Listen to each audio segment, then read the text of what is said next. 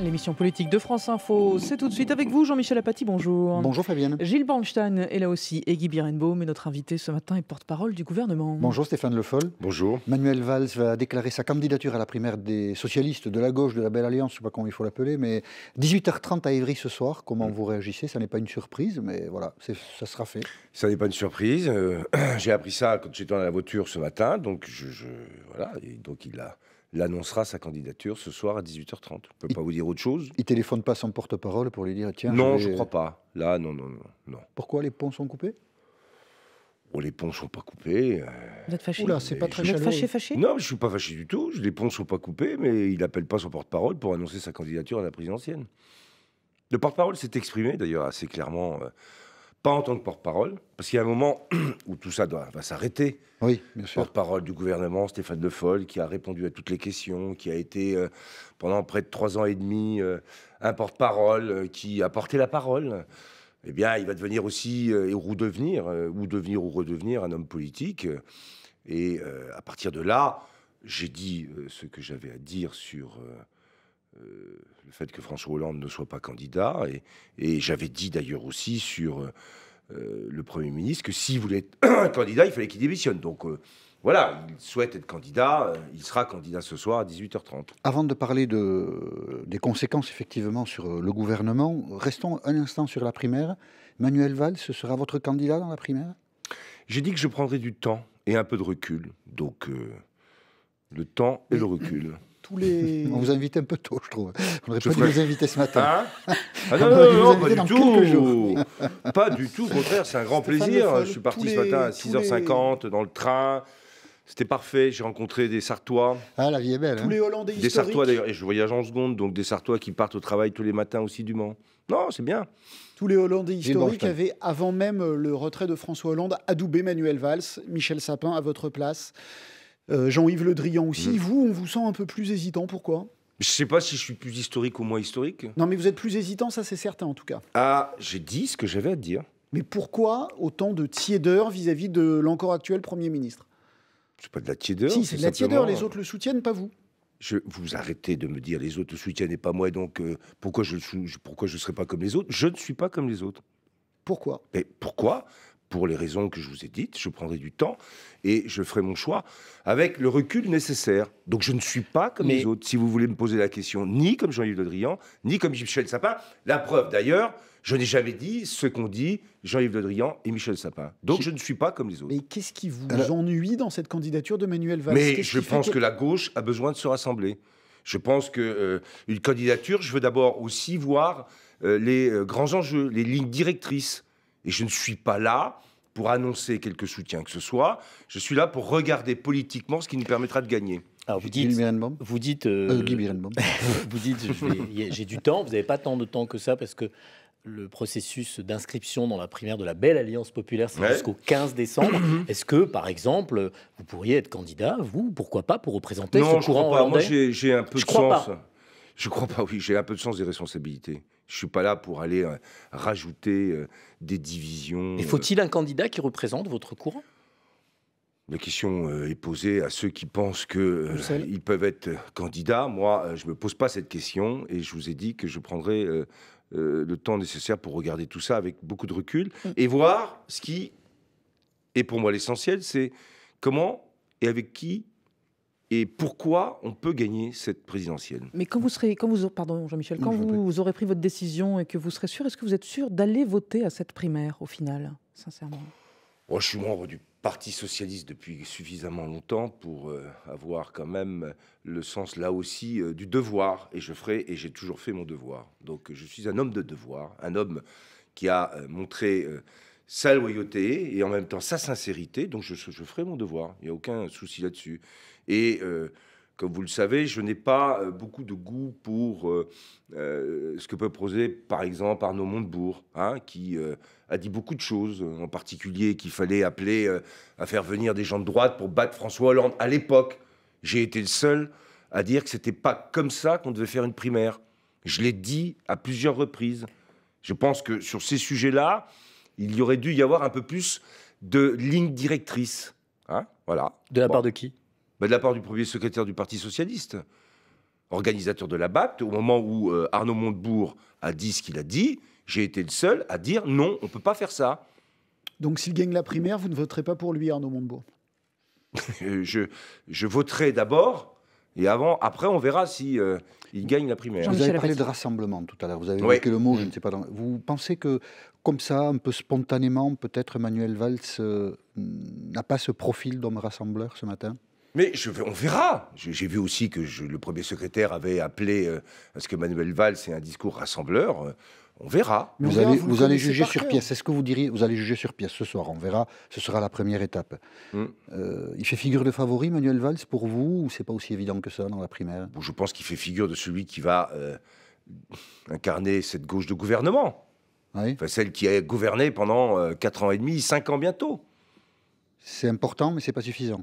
Mais je pense que c'est important, mais au-delà de ce qu'il l'incarne, il y aura aussi les pistes et les projets à mettre sur la table. Donc vous attendrez de voir. Gilles l'a évoqué tout à l'heure, la primaire, c'est une règle. Il y a plusieurs candidats, et puis à la fin, bien sûr, il y a un vainqueur, et tous ceux qui participent à la primaire s'engagent à soutenir le vainqueur. Vous pourriez le faire, vous, ce matin, quel que soit le vainqueur de la primaire de la Belle Alliance Populaire? Il aura votre vote à l'élection présidentielle? J'irai voter à la primaire de la Belle Alliance Populaire. Non, mais c'est pas la question. Mais j'ai bien compris. Et vous inquiétez pas. Vous me prenez vraiment pour... non, faut pas croire. J'ai bien compris. Donc je réponds ce que je réponds. C'est-à-dire que vous n'avez pas envie de répondre à la question que je vous pose. Je n'ai pas envie du tout de répondre à votre question. Donc il y a un doute sur le choix que vous pourrez faire pour le candidat à la présidentielle lui-même. Il y a un doute. Je réponds... D'ailleurs, je ne réponds pas à votre question. Contrairement à ce qu'ont fait d'autres qui ont revendiqué la primaire. Moi, ce qui m'a insupporté, c'est de voir que certains s'engagent dans cette primaire au nom d'un débat et qu'ils en avaient déjà clos l'issue. Je rappelle encore qu'Arnaud Montebourg, à peine il annonce sa candidature, que lorsqu'on lui pose la même question, il dit « J'irai en Saône-et-Loire m'occuper de mon jardin ». Si c'était François Hollande. Bon, donc voilà où moi j'en suis. Je suis un homme qui, depuis le début, a été d'une correction et d'une fidélité et d'une loyauté à tout le monde. Aujourd'hui, je vous l'ai dit, je prendrai mes décisions en conscience et je le ferai sur la base de ce qui sera proposé et avec l'idée de savoir comment on peut le mieux gagner pour être rassemblé. Voilà. Et cette discussion reprend dans 90 secondes, il est 8h40. Voici Victor Maté. Manuel Valls, candidat à la primaire pour la présidentielle, ce sera officiel ce soir. Le Premier ministre va l'annoncer à 18h30 depuis son fief d'Evry, tout près de Paris. Cette candidature était très attendue depuis l'annonce de François Hollande jeudi dernier. Manuel Valls qui devrait logiquement présenter sa démission dans la foulée. Démission du chef du gouvernement également. En Italie, Matteo Renzi assume ses responsabilités après l'échec du référendum constitutionnel. 60% de non à la réduction des pouvoirs du Sénat et des régions. Matteo Renzi a sous-estimé la baisse de sa popularité. Analyse sur France Info, une politologue spécialiste de l'Italie. En Autriche, pas d'extrême droite au pouvoir. Le très populiste Norbert Hofer est battu par Alexander Van den Bellen. Cet ancien professeur d'économie devenu leader des Verts devient donc, à 72 ans, le nouveau président. Il recueille plus de 53% des voix. À Auckland, près de San Francisco, les recherches dans les débris se poursuivent. Le bilan provisoire fait état de 33 morts après l'incendie dans l'immeuble d'un collectif d'artistes avant-hier. C'est d'ores et déjà l'un des pires incendies de ces 20 dernières années aux États-Unis. Comment réduire la pollution à Paris? La qualité de l'air est encore très mauvaise aujourd'hui. La préfecture a choisi de ne pas retenir pour l'instant la circulation alternée, peut-être demain. À la place, une vitesse réduite sur les grandes routes d'Île-de-France. Et ce conseil, si vous le pouvez, eh bien, ne prenez pas votre voiture. France Info. Stéphane Le Foll est l'invité politique de France Info. Ce matin, question Gilles Bornstein. Oui, la candidature de Manuel Valls paraît acquise et donc son départ du gouvernement, vous l'avez dit. Il va donc falloir un Premier ministre. Votre nom est parfois cité. Qu'est-ce que vous en pensez? Vous avez indiqué parfois. Oui. Donc, ça veut dire que c'est possible, mais ça l'est pas non plus. Mais c'est possible. Et donc, à partir de là, c'est le président de la République qui décidera. Et j'ai pas d'informations sur ce sujet. Mais vous dites pas non? Je ne dis pas non, parce que j'ai toujours assumé mes responsabilités. Mais ce n'est pas moi qui déciderai. Mais vous en avez envie? On n'est pas candidat à Matignon, parfois on se sent prêt, on a envie, on se dit que c'est possible. Oui, on se dit que c'est possible. Est-ce qu'on a envie? On se sent prêt. Vous avez envie? Je ne crois pas que depuis, je vous l'ai dit depuis le début d'ailleurs, je vais faire partie des 3 ministres qui sont restés, plus le porte-parole là, hein, mais qui sont restés en responsabilité. Voilà, je crois que j'ai acquis une expérience et une vision des choses qui peut tout à fait justifier le fait qu'on cite mon nom. Après, une fois que j'ai dit ça, ce n'est pas moi qui déciderai. Mais vous en avez envie? Mais je ne veux pas répondre, je ne suis pas là pour parler de moi. Moi, c'est ça qui me gêne, j'en ai envie. J'ai bien compris que les seules questions qui sont posées, ce sont celles-là. C'est pas comme ça que je me les pose. Est-ce que je peux faire des choses? Est-ce que je peux être à la hauteur? Je dis oui. Voilà, c'est tout. Mais après, c'est pas moi qui déciderai. Vous avez envie de retrouver votre liberté? Ah, j'ai, oui, envie de retrouver un peu de liberté, oui. Vous avez compris ça, de Jean-Michel donner quelques Apathy. baffes un peu, c'est ça? On verra ça plus tard. Vous avez un peu envie de ça, hein? Non, je ne vais pas en rajouter. Moi, je suis quelqu'un qui est tout à fait responsable et depuis longtemps. On s'est dit en préparant cette émission, depuis la semaine dernière et depuis le renoncement de François Hollande, vous rappelez souvent que ça fait 26 ans que vous travaillez avec lui. Pas souvent, je l'ai dit une fois. Ah, d'accord. D'accord, vous voyez, ça m'a marqué. Oui, j'ai Donc compris. vous êtes parmi les fidèles, vous êtes un fidèle. Et alors on se demandait en préparant cette émission, quel sens ça a de continuer l'action politique quand celui avec lequel vous avez travaillé autant de temps, il va partir? Oui, c'est une bonne question. D'abord, si j'ai fait ce parcours, c'est parce que je partageais un certain nombre de choses avec François Hollande. Il y a eu des moments où j'étais en désaccord, mais j'ai toujours eu une relation qui permettait de dire ce qui me semblait être juste et aller dans le bon sens, et ce qui ne l'était pas. Bon, et ça a été le cas d'ailleurs pendant ce quinquennat.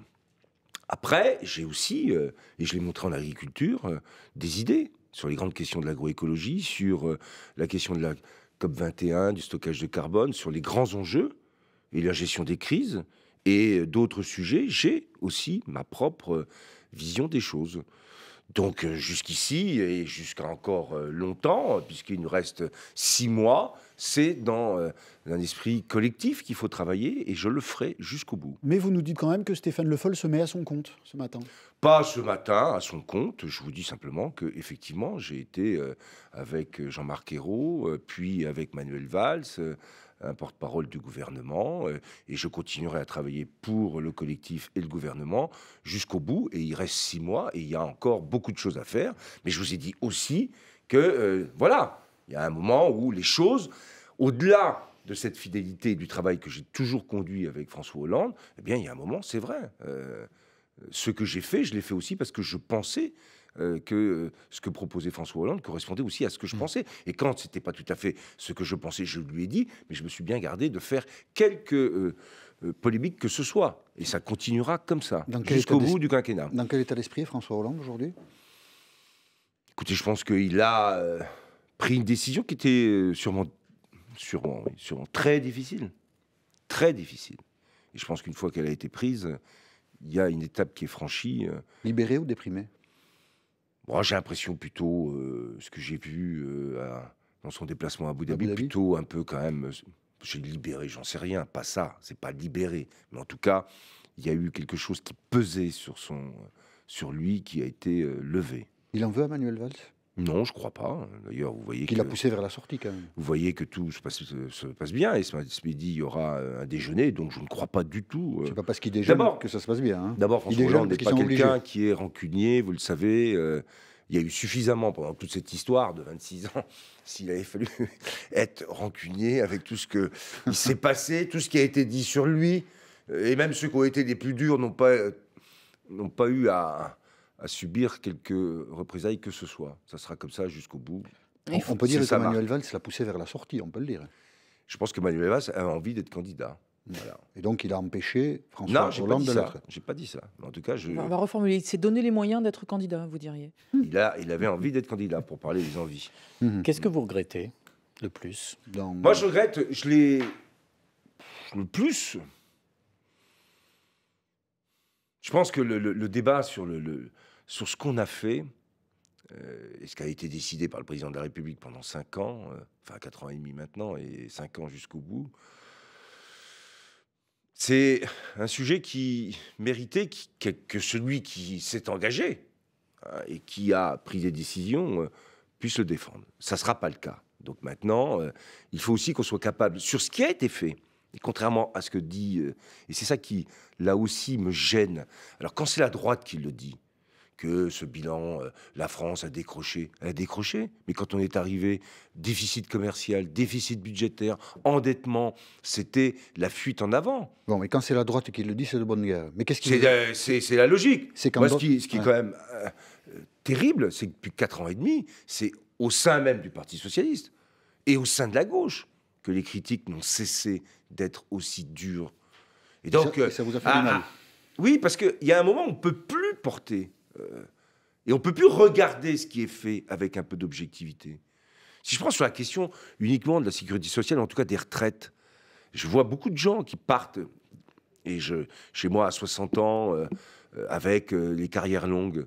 Ce qui est proposé par la droite aujourd'hui, c'est de reporter jusqu'à l'âge légal de la retraite, alors que nous, on a fait le choix, et c'était François Hollande, je me rappelle, durant la primaire, sur la durée de cotisation. Ce qui est beaucoup plus juste, puisque ceux qui ont commencé tôt, qui ont une durée de cotisation, peuvent partir plus tôt.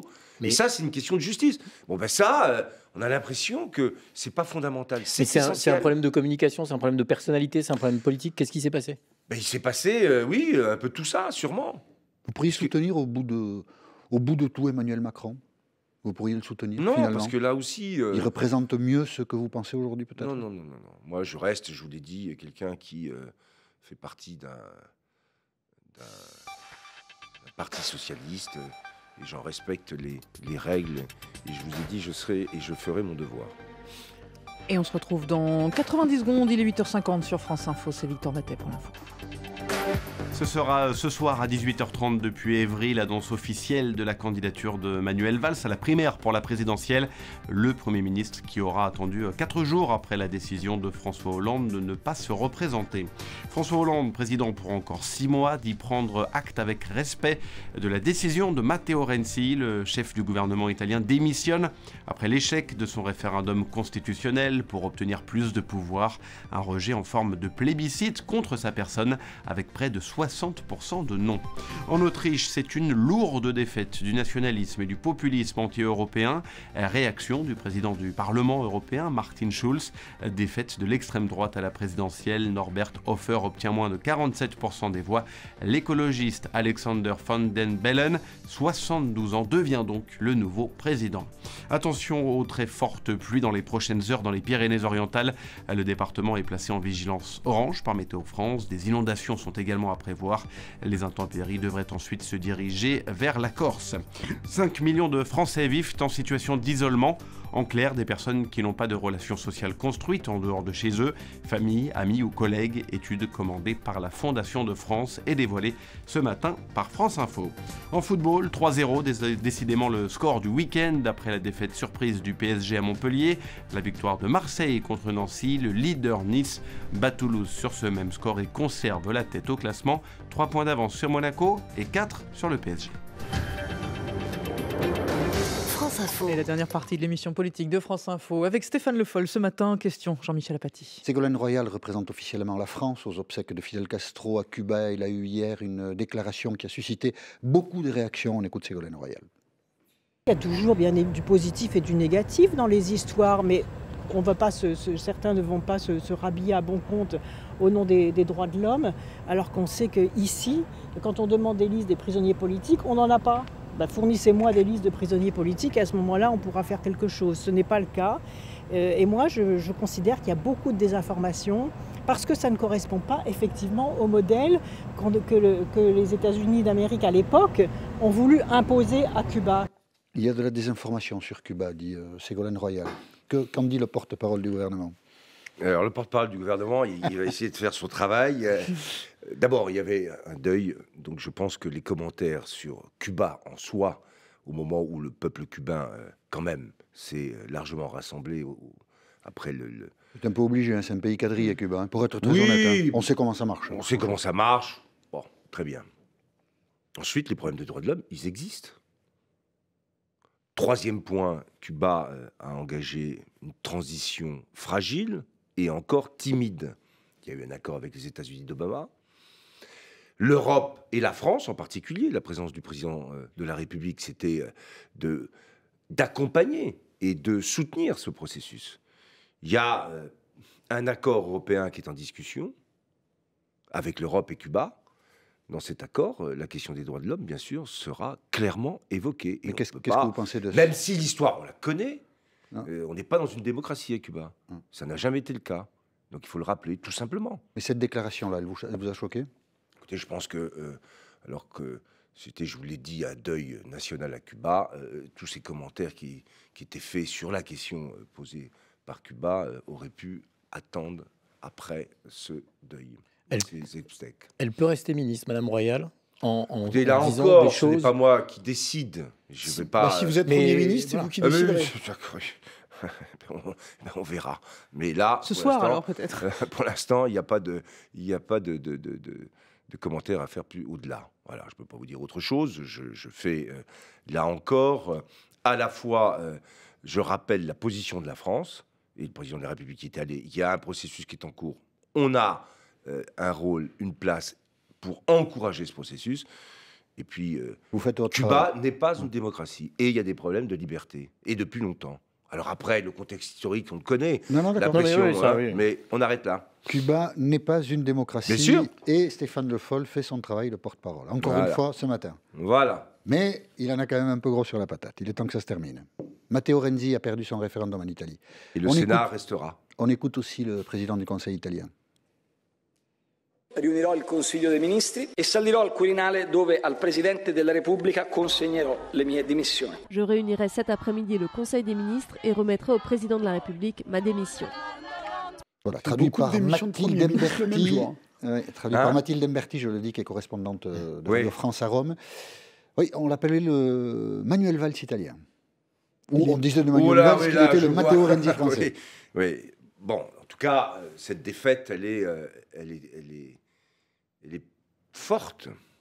Deuxièmement, on voit qu'à chaque fois qu'un référendum qui portait quand même sur un peu de, comment dirais-je, d'ouverture et de remise, de modernité dans la démocratie italienne avec le Sénat réformé. Vous auriez voté oui?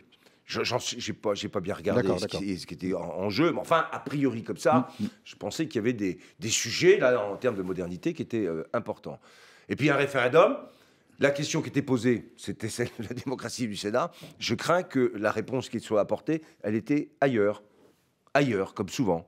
Enfin, comme souvent. Oui, tout le temps. Comme souvent. Oui, sous le Brexit, on a regardé. Le vote des Britanniques, c'était quand même une question liée à l'immigration. Mais donc là, vous en tirez quelle leçon? Ça veut dire qu'on craint qu'il y ait des répercussions sur les marchés financiers, c'est une fragilisation de l'Europe. C'est un signal inquiétant ce qui s'est passé à Rome, d'après vous? C'est possiblement quelque chose qui peut avoir des conséquences. D'abord en Italie, sur une économie qui... est assez fragile. Je me souviens d'ailleurs les commentaires qu'il y avait à l'époque où l'Italie, avec Renzi, allait dépasser la France. Le sérieux et de François Hollande et des gouvernements Jean-Marc Ayrault, Manuel Valls, met la France en position bien meilleure que l'Italie. Bon, j'ai entendu beaucoup de choses. Mais aujourd'hui, oui, ça fragilise. Et c'est un côté qui... Oui. La social-démocratie, ça marche plus nulle part en Europe, en fait. Les uns après les autres, tous les gouvernements... Mais est-ce qu'au fond, l'Europe, oui, à part quelques pays, si je regarde par exemple ce qu'est l'Allemagne, ça a été une grande victoire politique de la social-démocratie. Fut un temps, l'Allemagne, c'est un modèle rénant, dialogue social. Elle n'est plus dirigée par un social-démocrate. Mais bien sûr, elle n'est plus dirigée par un social-démocrate. Ça, c'est vrai.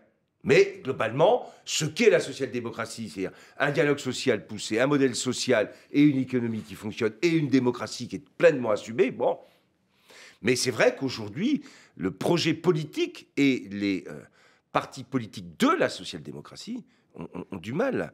Et d'ailleurs, au fond, si on y réfléchit, François Hollande, sa social-démocratie, donc son côté social-démocrate, c'est-à-dire le dialogue et compromis, est peut-être un des éléments aussi qui a pu susciter une incompréhension en France.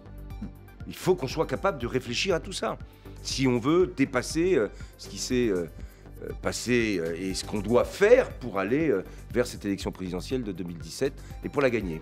On a compris en vous entendant, Stéphane Le Foll, que vous avez vécu des jours plus sympathiques. Je vais juste ajouter un point sur l'influenza aviaire. On n'est pas du tout dans la même situation que la dernière fois et que le foie gras cette année sera d'excellente qualité. Il n'y a aucun problème en termes de consommation et je voudrais simplement passer ce message. Il aurait été dommage de terminer cette émission sans cette information. Cette année, le foie gras est de qualité. Merci, excellent.